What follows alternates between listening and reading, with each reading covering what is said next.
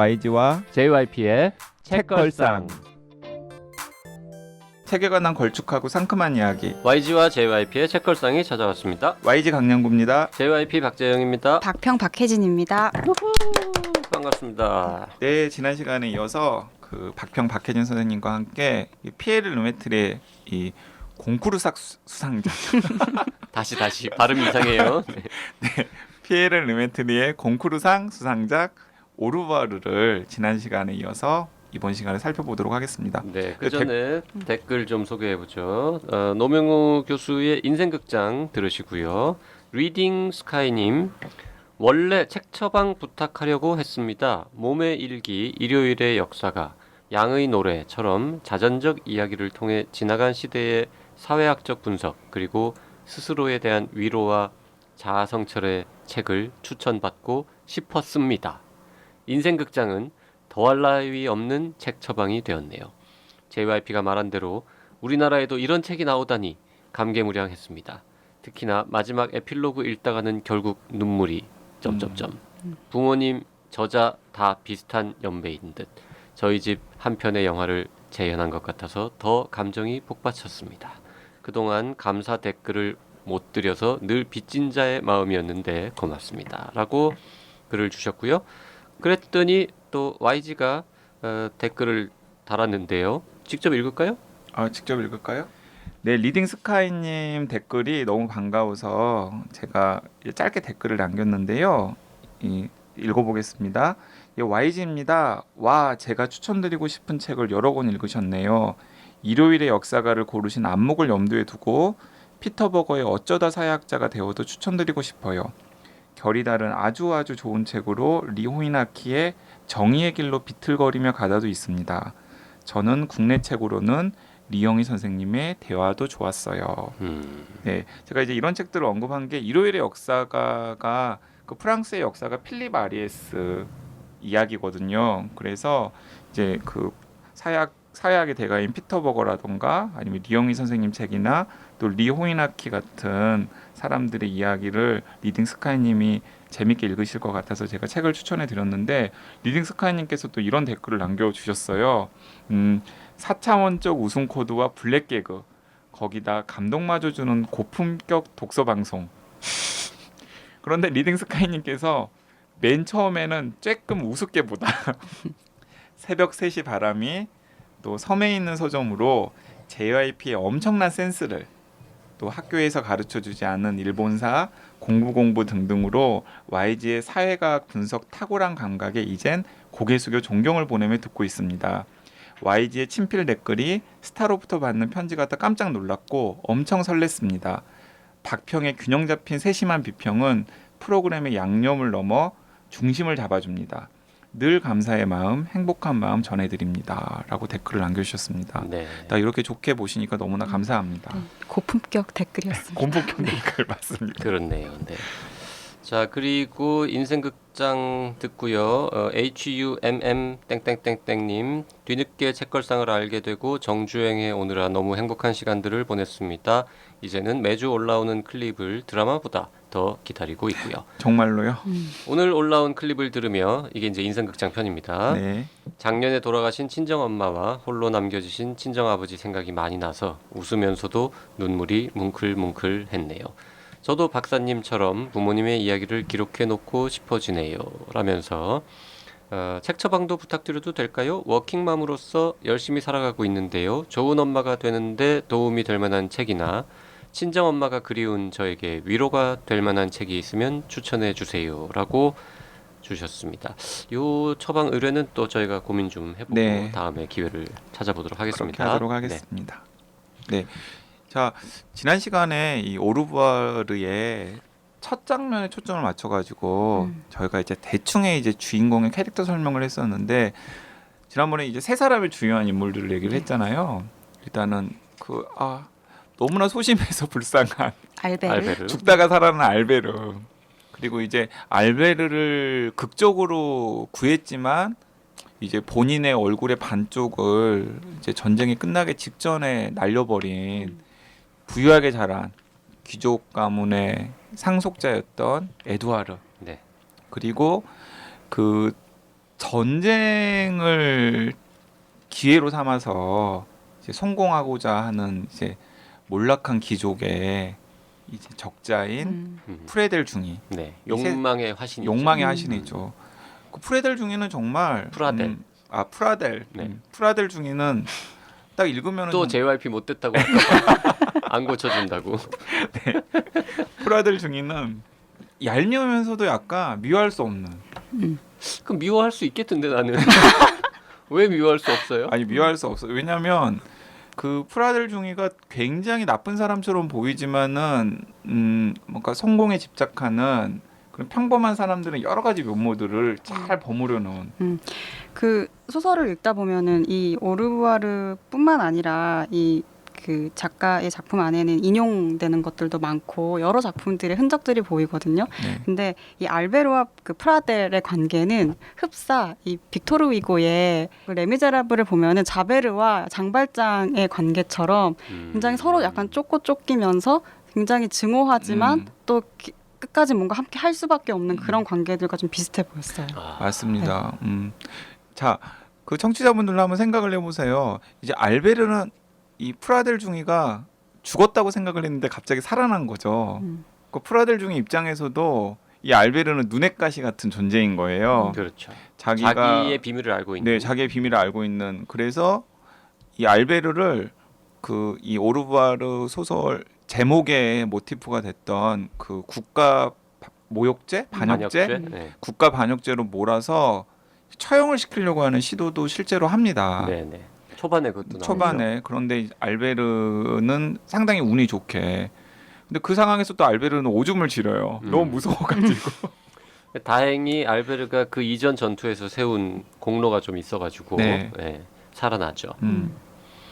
그래서 저희가 지난 시간에 이제 기본 설정 어느 정도까지 말씀드렸는데 하나만 더 이제 얘기를 하자면 그렇게 해서 프라델은 계속 돈을 벌려고 여러 가지 꼼수를 막 쓰고 있는 와중에 불쌍하게 살던 지방에만 갇혀있던 에두아르가 어느 날 갑자기 아이디어를 냅니다. 좋은 사업 아이템이 있다. 근데 그 아이디어는 상당히 깨는 아이디어죠. 그래서 뭐냐 그랬더니 자기가 이제 미술학도 출신 아닙니까? 그래서 그림을 막 그려가지고 이렇게 카탈로그를 만듭니다. 카탈로그를 만들어서 팔고자 하는 거는 뭐라 그래요? 그 조각품? 근데 기념비 같은 기념 조형물, 기념비. 전쟁 추모 전쟁 추모 조형물 같은 거를 만들어서 이게 이제 뭐 온 나라의 마을 곳곳에 어떤 뭐 묘지도 있고 뭐 여러 가지 상황이 있으니까 거기에 이제 근사한 우리도 왜 전쟁 기념관 가면 막 이렇게 막 전쟁하는 군인들 상 이런 거 있잖아요. 이제 그런 거를 만들어서 팔자라고 얘기를 하는 거고 알베르가 들어보니 아니 무슨 신분도 없고 쥐뿔 아무것도 없는데 자본도 없고 뭔 소리냐 그랬더니 실제로 만들어서 팔지는 않고 우리가 만들어 줄게라고 한 다음에 성금을 받은 다음에 튀자. 사기죠, 사기. 네. 사기죠. 요런 이제 황당무계한 대국민 얘기를 사기극이죠, 하면 대국민 사기극을 한번 해보자고. 왜냐하면 100만 명이 죽었으니까 곳곳에 전사자 없는 마을이 없단 말이죠. 그렇죠. 그리고 또 추모 열기가 막 국가적으로 일고 있는 상황. 그러니까 그걸 좀 비튼 거죠. 왜냐하면 실제로 전쟁에 나와서 이렇게 고생을 하고 그 다음에 얼굴의 반쪽을 잃어버리고 직업이나 애인까지 다 잃어버려서 이제 사회의 루저가 된 우리들한테 신경 써주는 사람은 아무도 없는데 조형물만 만들어. 근데 한쪽에서는 막 조형물을 만든다, 뭐 전사자 유해를 수습해서 뭐 기념을 한다, 그렇죠. 어쩐다 이러니까 이 에드와르가 보기에는 에드와르가 좀 이제 꼬인. 그러니까 죽은 사람은 영웅이 되고 전쟁에 안 나왔던 사람들은 그냥 그런 조형물 만들고 죽은 사람 추모하면서 자기 마음의 빚을 갚아버리고 정작 전쟁 나가서 싸우고 다치고 고생하고 돌아온 사람들은 아무런 대접을 못 받는 이런 상황을 이제 뭐 비꼰다면 비꼴 수도 있고. 그렇죠. 네. 그러니까 국가로부터 사기를 당한 이 친구들이 국가를 국민을 향해서 상대로. 국민을 향해서 다시 사기를 치는 거. 치는 네, 그런 이제 설정을 합니다. 그래서 우리의 그 불쌍한 알베르, 저는 알베르한테 자꾸 감정이입이 되던데. 요 정도까지가 이제 한 절반 되죠. 네, 그러니까 알베르는 되게 반신반의하면서도 선택의 여지가 없는 거죠. 왜냐하면은 당장 지금 약값도 못 되게 약값도 생겼고, 못 되게 집세도 내야 생겼는데 되고 집세도 내야 되고 그러니까 뭐 성공할지 성공 못할지 모르겠지만은 뭐 좀 줏대가 없는 친구예요. 그러니까 그냥 에드와르의 그런 거에 질질질 끌려가게 되는 거죠. 이제 그 이후의 이야기들은 이제 책에서 확인하셔야 될 것 같고요. 그런데 네. 그 이제 매력적인 캐릭터들이 조금 있죠. 예를 들어서 그 외모에 반해가지고 이제 프라델이랑 결혼을 선택한 에드와르의 누나. 이제 에드와르의 누나는 뭐 그런 캐릭터로 나옵니다. 어떤 캐릭터냐면 그렇게 미모의 여성은 아니에요. 근데 좀 강단이 있고 그다음에 센스가 있는 여성인데 어렸을 때부터 워낙에 부잣집의 딸내미로 태어났고 심지어 에드와르가 전사한 것으로 확인이 된 상황에서는 유일한 상속녀잖아요. 네. 엄청난 부를 상속할 수 있는. 그렇기 때문에 모든 남자들이 이제 어떻게든 막 꼬리를 흔들면서 환심을 사려고 하는데 아는 거죠. 이 남자는 나를 사랑하거나 나를 좋아하는 것이 아니라 우리 집안의 배경과 나의 재산을 사랑하는구나 라는 걸 너무나 잘 알고 프라델 중이가 자기한테 관심을 표할 때도 아는 겁니다. 그런데 그래? 네가 우리 집의 배경과 우리 집의 부를 원해서 나랑 결혼할 거지? 그래, 나는 너의 외모를 원한다. 너 닮은 애를 낳고 싶다. 그래서 너무 멋있는 언니죠. 그 여성의 이름은 이제 마들렌인데요. 예, 마들렌이 그때도 진짜 그런 게 있었는지 모르겠습니다만 일종의 계약 결혼을 하죠. 계약서를 쓰고. 서로의 필요를 충족시켜주는. 네. 그때도 계약 결혼이 있었을까 진짜로? 근데 이 에드와르의 아버지, 그러니까 또 마들렌의 아버지가 우리나라로 따지면은 그냥 진짜 개팍한 무슨 재벌가 회장님 뭐 이 정도 위치인 것 같은데. 괴팍한 거 뭐 약간 괴팍하지만 그래도 네. 예, 뭐 개팍하고 그리고 자기가 맘만 먹으면 누구 장관 시킬 수도 있고 뭐 그렇죠. 대통령하고도 아는 사이고 뭐 그 마들렌 결혼식에 막 전직 현직 막 대통령들 오고 막 이러잖아요. 예. 네. 그런데 별로 이 프라델 중이가 마음에 안 드는 거죠. 사위가 마음에 안 들지만은 자기 딸내미가 워낙에 좋다고 하니까 그냥 결혼까지는 허락을 하는데 속내를 다 들여다보는 거예요. 이 프라델이라는 인간이 굉장히 탐욕스럽고 사악한 인간이고 자칫하면 우리 딸내미나 혹은 우리 집안의 큰 골칫거리가 될 것이라는 걸 간파하고서 계약서를 이제 면밀하게 쓰는 겁니다. 그러니까 둘이 결혼을 하지만은 이 유산이라던가 상속에 관련된 모든 권한은 다 이 내 딸이 마들렌한테 있고 이 사위가 그걸 주장할 수 있는 근거 같은 게 없다라는 것들을 이제 세심하게 계약을 다 하는 거죠. 저는 이제 이 책의 기본 설정들을 보면서 한 3분의 1쯤 봤을 때 딱 느낀 게 있어요. 깨달은 게 있어요. 이 피에르 르메뜨르가 좋아하는 어떤 플롯의 이 공통된 키워드 한 단어만 딱 꼽는다면 그건 거짓말이구나. 그래서 이 사흘 그리고 한 인생에서도 작은 소년의 행위를 숨기고자 했던 거짓말, 모른 척했던 그게 이제 평생 가잖아. 순간적으로 거짓말. 했던 거짓말이. 그런데 사흘 그리고 한 인생은 이미 읽어보신 분들도 있기 때문에 여러 가지 거짓말들이 나중에는 다 얽혀 있는 것으로 확인이 되잖아요. 그렇죠. 네. 결론까지 보면은. 근데 어쨌든 예, 시작이 거짓말이고 뒤에 가면 다른 거짓말들이 있잖아요. 근데 이 오르부아르도 수많은 거짓말들이 있는 거고 그 거짓말 하나의 거짓말에서 시작돼서 붉어지는 것들이 이제 걷잡을 수 없이 커지면서 이게 그 소설도 생각나네요. 그 커져버린 사소한 거짓말. 네, 그런 소설도 있었는데 어쨌든 이 거짓말이라는 키워드를 되게 좋아하는구나 그런 걸 느꼈습니다.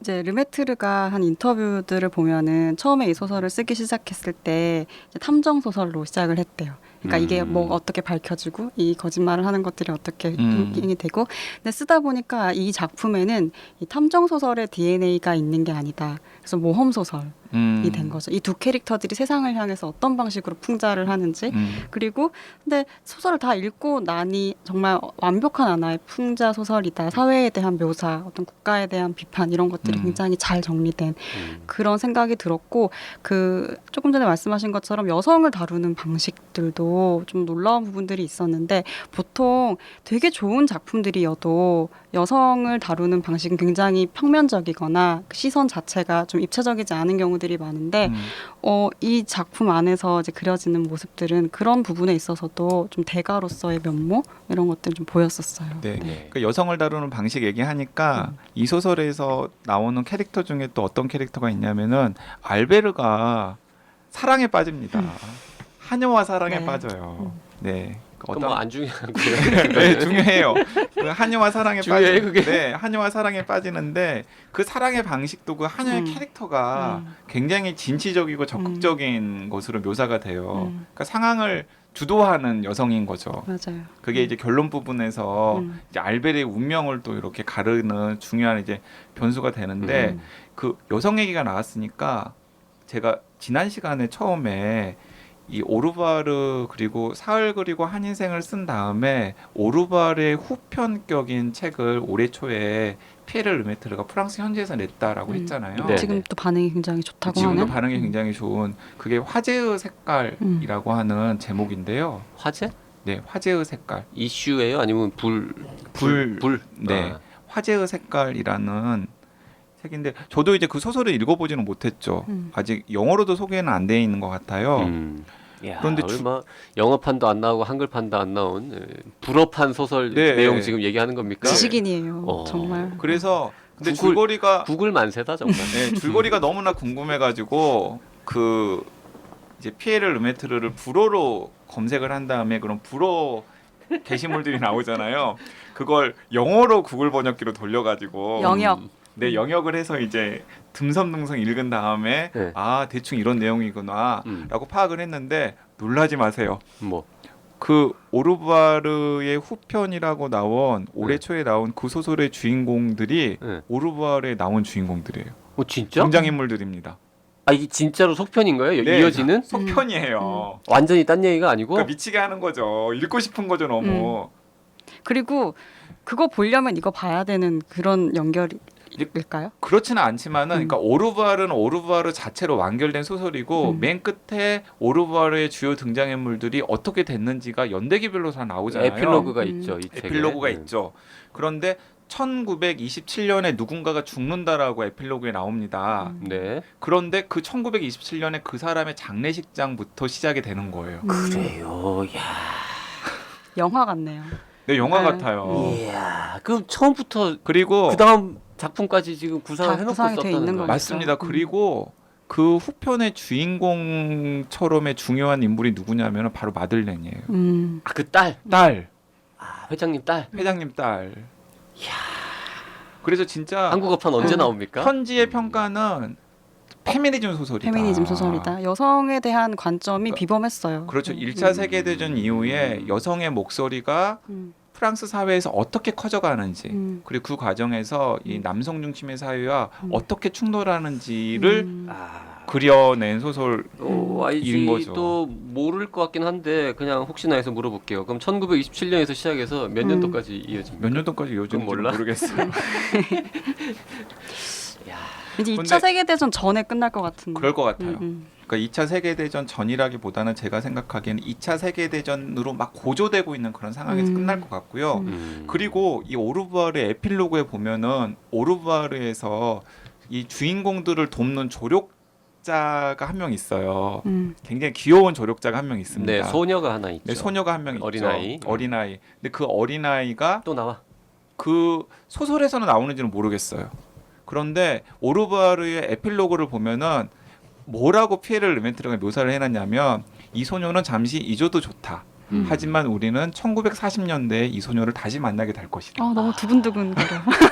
그러면 그 소녀는 지금 그 화제의 색깔 거기 나올 수도 있고 그 다음 그 책에 다음 나올 편에 수도 나올 수도 있겠네. 있는 거죠. 저는 그냥 혼자 상상해 보자면 나중에 프리퀄도 있을 수 있을 것 같아요. 네. 그러니까 꼭 그 소녀는 우와, 당연히 아니겠지만 죽인다. 네. 전사. 그래서 피에르 르메트르가 저는 그 1920년부터 2020년까지를 100년을 소설로 정리한다고 야망을 밝혔잖아요. 그게 저는 한 3권 정도라고 생각했어요. 3권이 아니라 이미 1차 세계대전부터 2차 세계대전까지의 전강기의 3권을 낼 계획이래요. 그 중에 하나가 오르부아르고 그 다음에 하나가 올해 초에 우와. 프랑스에서 나온 거고 그 다음에 아마 어쩌면 그 소녀가 주인공. 2차 대전쯤이 또 나오고 네. 전후 또 나오고 그러니까 그 60년대쯤에 나오고 막 이렇게 되는 거예요. 그러면 그렇죠. 60년대 뭐 68 운동도 육사- 나올 어. 테고. 정말로 와. 역사를 다 이렇게 거대한 벽화를 이제 그리겠다는 포부네요. 갑자기 나는 피노추 뭐 이런 거 하나 피노추? 필사하고 싶네요. 줄임말이죠. 피에르 르메트르 노벨상 수상 추진위원회 뭐 이런. 아니 그래서 제가 저번 시간에 얘기했잖아요. 르메트르 책 3권 딱 읽고 지금 노벨상 주장하고 있는 JYP. 어쩌면 우리는 그 노벨상 작가의 탄생을 다 같이 목도하고 있는 것일 수도 있다. 체력 관리 잘하시기 바랍니다. 네, 왜냐하면 피에르 르메트르. 제가 그 오르바르 후편의 얘기를 들으니까 진짜 야 이거 정말 대단한 프로젝트구나라는 게 딱 감이 오지 않습니까? 저는 막 그거 보니까 막 설레더라고요. 벌써 60대 후반인데요. 네. 빨리빨리 쓰셔야 될 것 같네요. 20세기를 근데 지금 책을 쓰는 속도가 절대 늦지 않은 것 같아요. 지금 오르부아르를 쓰고 후속작을 쓰고 그 사이에 또 다른 장편 소설을 저희가 그렇죠. 읽었던 네. 책을 썼으니까. 멋집니다. 그 뒤쪽에 이제 줄거리를 언급을 안 하면 여러 가지 한계, 어려움이 좀 있으시겠지만 평론가로서 이 오르부아르에 대해서 좀 더 우아한 말씀 해주신다면 뭐가 있을까요? 저는 이 소설을 읽으면서 그 딱 들었던 느낌이 이제 앞서서 박경리, 박완서, 한강의 작품들이 한 군데에 모여 있는 어떤 느낌을 받았다고 하셨는데, 이제 JYP가 성석제까지. 네, 성석제까지 이제 들어온다고 하셨는데 아마 그 느낌과 비슷할 텐데 세계문학 전집에 들어있는 작품을 보는 것 같았어요. 네. 아. 왜냐하면 지금 그 1차 세계대전의 이야기를 가지고 와서 쓰고 있는데 이거는 이제 국가와 개인 간에 일어날 수 있는 일이라든지 이제 국가가 개인을 상대로 저지른 어떤 부조리한 일이라든지 그러니까 너무 특정한 사건을 바탕으로 되게 보편적인 문제들을 다루고 있고 그리고 아주 이야기하는 전개 방식이라든지 뭐 표현이라든지 이런 게 밸런스들이 너무나 잘 맞아서 그냥 고전 작품을 보는 것 같은 느낌이 딱 들었어요. 그래서 뭐 현대 작품이고 현대 소설이지만 앞으로 더 많이 오랜 시간 동안 읽힐 소설이겠다. 이거는 20년, 30년 뒤에도 읽힐 소설이겠다. 그런 생각? 네. 그 저는 이런 생각이 들었는데 제가 그 피에르 르메트르가 굉장히 뛰어나다라고 생각하는 게 무엇이냐면은 되게 그런 그 역사의 도도한 흐름이라던가 구조와 관련된 이야기잖아요. 전쟁이라던가 전쟁의 부조리라던가 아니면 개인과 사회의 갈등이라든가 이런 것들을 굉장히 생생한 캐릭터가 살아있는 디테일한 사건들로 그려냈다라는 게 저는 너무 개인적으로 좋았고 아 이게 바로 피에르 르메트르의 장기이고 훌륭한 점이구나라는 생각이 들어서 오르부아르를 두 분에게 적극적으로 권했던 거고 또 지금 애청자분들에게 권하고 싶은 거거든요. 그러니까 사람의 얘기예요. 살아내면서 풀풀 나는 얘기고 막 마지막에는 눈물 찔끔 나오기도 하고 뭐 감동의 물결이라는 네. 네. 눈물 찔끔 나오기도 하고 그래서 너무나 생생하게 살아있는 그리고 여러 가지 캐릭터를 가지고 있는 사람들의 이야기라서 빠져들 수밖에 없는데 그 사람들의 이야기를 읽고 나면은 되게 그런 걸 느끼게 되는 거죠.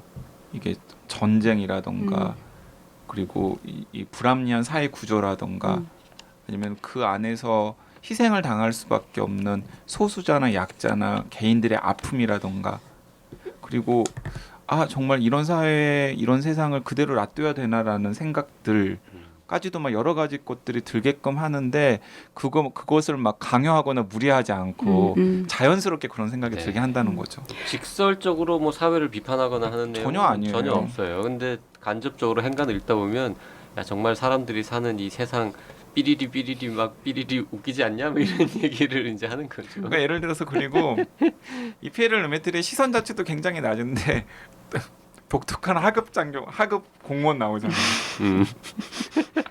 아 그 아저씨 진짜 웃겼어요. 네.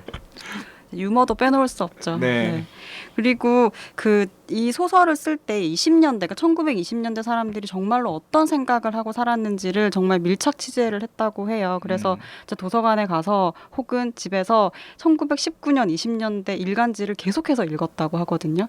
읽어서 그때 사람들이, 그때 여성들이 어떤 옷을 입고 다녔는지, 그날 그 20년대 길 위에는 어떤 차들이 다녔고 사람들이 뭘 먹었는지 이런 것들을 정말 섬세하게 취재를 해서 이 작품 안에서 녹여내려고 노력을 많이 했다고 하고, 그렇기 때문에 그런 디테일한 사건들 그리고 인물들 이런 것들이 잘 전달이 되는 것 같아요.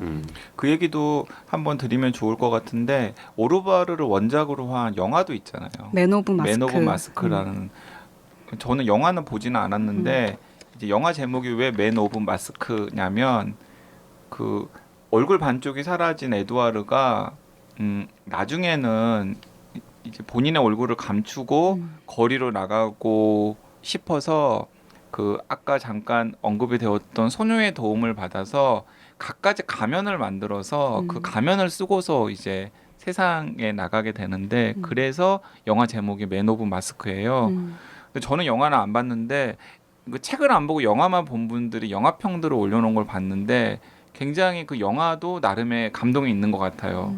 되게 영화도, 애잔하고 뭔가 슬프지만은 영화를 보고 나서는 되게 남는 게 있는 그런 영화다라는 평들이 많더라고요.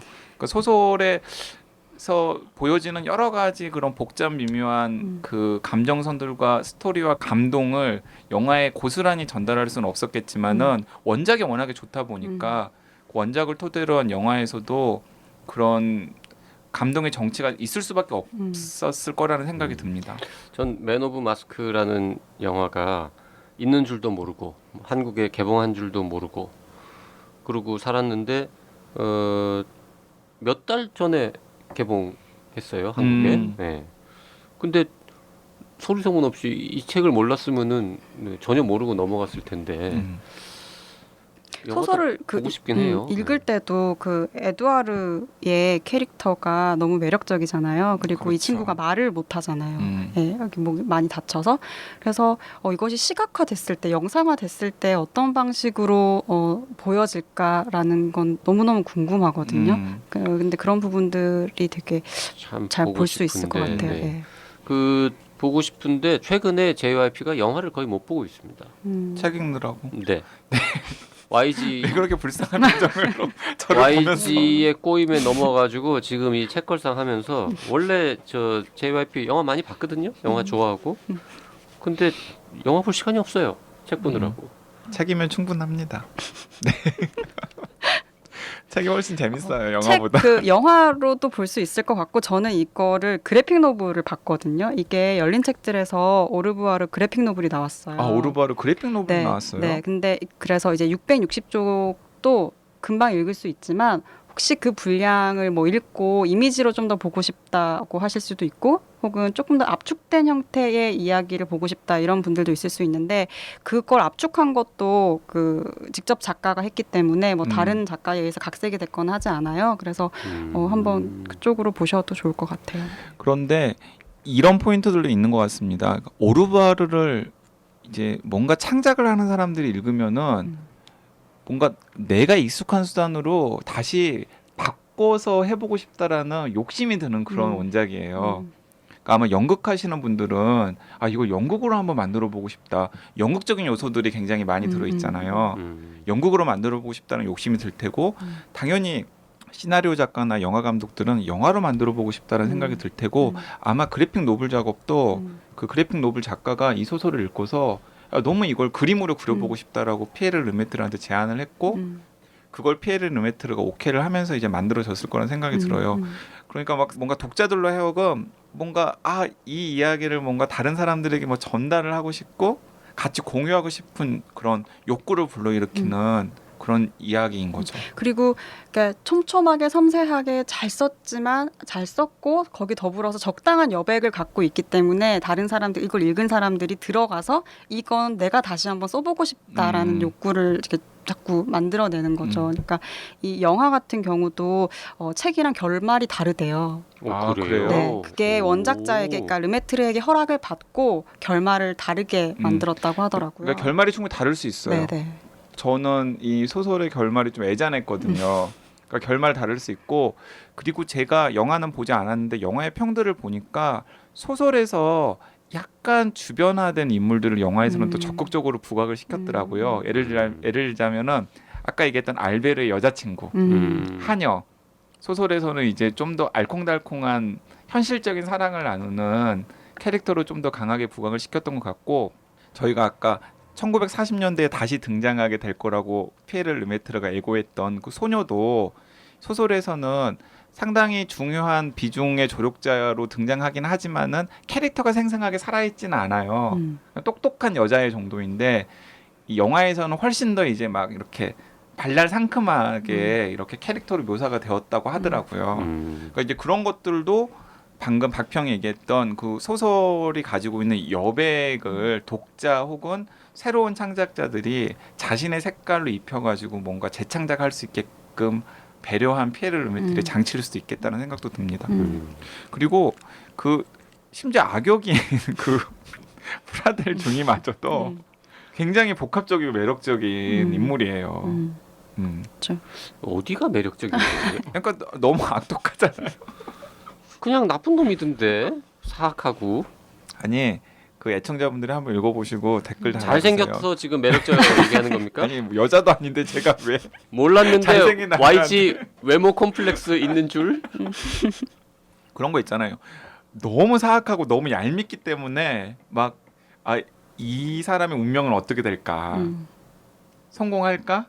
뭐 이런 식으로 약간 더 관심이 가는 그런 악역기 있잖아요. 그런 악역인 것 같다는 그렇게 생각이 들어요. 그 궁금해지는 측면에서는 사실 주인공 못지않게 궁금했던 캐릭터예요. 그렇죠. 도대체 그리고 어떻게 될까? 스토리를 굉장히 이끌어가는 그렇죠. 사람 중에 하나잖아요. 그 뭐 사흘 그렇긴 합니다. 사흘 네. 그리고 한 인생도 이렇게 읽으면서 이 친구들이 어떻게 될까? 이 주인공이 어떻게 될까? 얘네가 어떻게 될까? 이게 굉장히 궁금했는데 이 소설도 이 캐릭터들의 결말, 이제에 대한 호기심이 끌고 가는 부분들이 상당히 컸던 것 같아요. 네. 근데 그 솔직히 지난번에도 그 얘기 한 것 같은데 사흘 그리고 한 인생도 분명히 얘가 이제 주인공이 나쁜 짓을 했는데 왠지 읽다 보면은 이게 안 들켰으면 하는 그냥 좀 덮인 채로 발각되지 않고 넘어갔으면 하는 느낌이 좀 있잖아요. 이거 보면서도 이게 이 거짓말이 유지될 수는 없을 텐데 분명히 뽀록이 나고 이제 난리가 날 텐데 그냥 어떻게 좀 이 기발한 이들의 범죄가 성공했으면 하는 완전 범죄가 됐어요. 완전 범죄가 범죄가 됐으면 되었으면 하는 그런 약간의 이런 소망 같은 게 자꾸 스물스물 생기죠. 성공했으면 싶고 좀 해피엔딩이면 좋겠다. 진짜 돈 챙겨가지고 좋은 곳에 가서 그냥 잘 살았으면 좋겠다라는 생각이 드는 거죠. 네. 자, 결말이 어떻게 되는지에 대해서는 말씀드리지 않겠습니다. 네. 자, 이 오르부아르를 저희가 두 편에 걸쳐서 살펴봤는데, 저는 올여름 휴가도서로 진짜 좀 괜찮고 재밌는 페이지 터너, 그러니까 뭔가 남으면서도 진짜 재밌는 이야기 한번 읽어보고 싶다라는 욕심을 가지신 분들이라면은 주저하지 않고 추천하고 싶어요. 네. 그 JYP가 이제 책을 보통 사람 평균치보다는 좀 그래도 많이 보지 않습니까? 그러다 보니까 주변에서 무슨 책이 재밌냐, 뭐 읽을 만한 책을 추천해 달라 이런 얘기를 많이들 합니다. 근데 잘 안 해요. 왜냐하면 추천해 줘 봐야 뭐 또 사람마다 취향이 다르고 맞아요. 원하는 게 달라가지고 반응들이 또 이렇게 정말 기껏 열심히 추천했는데 뭐 괜히 읽었다, 뭐 재미없더라, 뭐 이러고 이제 시비 거는 사람들이 있단 말이죠. 그래서 의외로 추천을 잘 안 하는데. 그런 시비 거는 사람들이 있어요? 있어요. 이거 뭐, 야, 뭐, 내가 이런 거 원했는데 뭐, 네가 추천하는데 괜히 이거 시비 거는 이제 성격 까칠한 분들이 이제 주변에 많단 말이죠. JYP가 이렇게 된 이유가 있었구나. 그래서 웬만하면은 이제 강추를 잘 안 하는데 드물게 가끔 합니다. 가끔 요거는 진짜 재밌다. 그리고 이제 추천하는 예를 들어 해리 코버트의 해리 코버트라든지 같은 거. 그리고 이제 그렇게 해서 추천하는 사람들 중에 이제 저희 집에 계신 높은 분도 있고 뭐 여러 가지 몇몇 주변 사람들한테 추천하거든요. 사흘 그리고 한 인생 주변의 분들한테 몇 명 추천했는데 100% 감사 인사가 옵니다. 고맙다. 이 책을 추천해줘서. 네. 오르부아르는 사흘 그리고 한 인생보다 확률이 더 높을 수는 없어요. 이게 두께 때문에 약간 부담스럽긴 한데 아마도 사흘 그리고 한인생 못지않은 확률로 주변에 추천해도 감사하다는 인사를 듣지 않을까 싶습니다. 그리고 저는 사흘 그리고 한인생보다 오히려 눈높이가 더 나아질 것 같아요. 오르부아르 같은 경우는 왜 그렇게 생각하냐면 그 애청자 댓글 중에서도 사흘 그리고 한인생 방송만 듣고서 약간 관념적인 소설일 거라는 느낌을 받았다고 했잖아요. 그러니까 심리 묘사 같은 것들이 그렇죠. 많이 있기 때문에 굉장히 극적이고 다이내믹한 사건들 속에서 심리 묘사가 되지만은 또 어떤 분들한테는 낯설 수가 있거든요. 근데 오르부아르 같은 경우는 계속해서 사건들이 막 일어나요. 그러니까 이제 그 사건들을 또 쫓아가는 또 재미가 있기 때문에 이게 말 그대로 페이지 턴업니다. 네, 맞습니다. 네. 그래서 오르부아르는 오히려 진입장벽이 훨씬 낮습니다. 그래서 그냥 두꺼운 것만 빼면 다 좋아요. 네, 그러니까 두꺼운 것도 그리고 읽다 보면은 막 이렇게 끝나버리면 어떡하지? 뭐 이런 생각이 들 정도예요. 자, 오르부아르 편 여기서 마치고요. 우리 조만간 그 다음 책, 뭐 화제의 색깔? 화제의 네, 색깔. 뭐 한국어판 제목이 어떻게 될지 모르겠습니다만 르메트르의 다음 책도 기다려 보도록 하겠습니다. 네, 너무 기대됩니다. 네. 오늘 방송 여기까지 하죠. 네, 고맙습니다. 감사합니다. 고맙습니다.